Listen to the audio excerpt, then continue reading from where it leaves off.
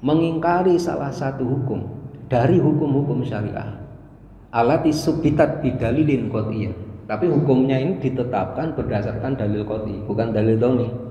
Nah, kalau dalil dhoni itu masih mungkin ada perbedaan. Yang ditetapkan berdasarkan dalil qot'i.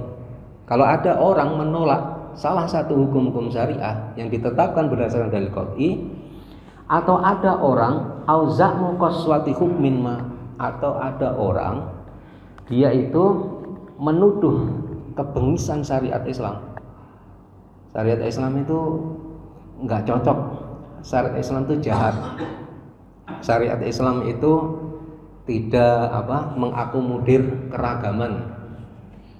Syariat Islam itu melanggar hak asasi.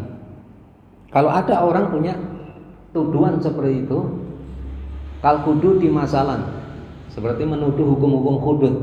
Hukum hudud itu tadi misalnya kalau ada orang berzina dirajam, ya. Kalau ada orang mencuri dipotong tangannya.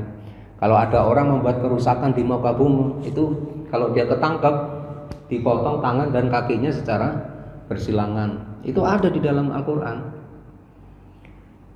Kalau ada orang menuduh hukum-hukum seperti itu jahat, hukum-hukum itu bengis, ada misalnya yati syariah li tatbik, atau ada orang mempropagandakan ketidaklayakan syariat Islam untuk diterapkan.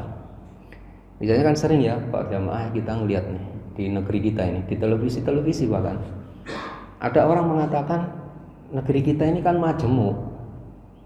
Kalau menerapkan syariat Islam, gimana dengan orang-orang kafir, kan gitu ya. Yang kemudian itu berdampak seperti seakan-akan menolak gitu.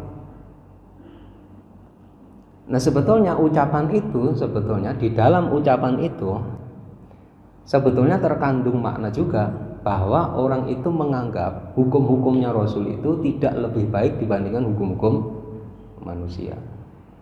Makanya beliau katakan itu kalau ada orang mempropagandakan tidak layaknya syariat untuk diterapkan, yuk tabaru kufron, itu dianggap kekufuran, wariddatan anil Islam, dan keluar dari agama Islam.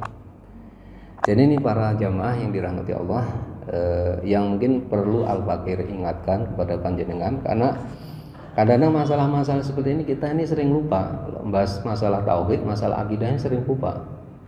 Kita anggap persoalan-persoalan yang sebetulnya sangat besar di sisi Allah, kita anggap sebagai persoalan biasa. Makanya saya ingin ingatkan bahwa berhukum hanya dengan hukum-hukum Allah itu merupakan satu perkara yang sangat besar bagi kita. Bahkan ini harus kita jadikan sebagai perhatian besar kita.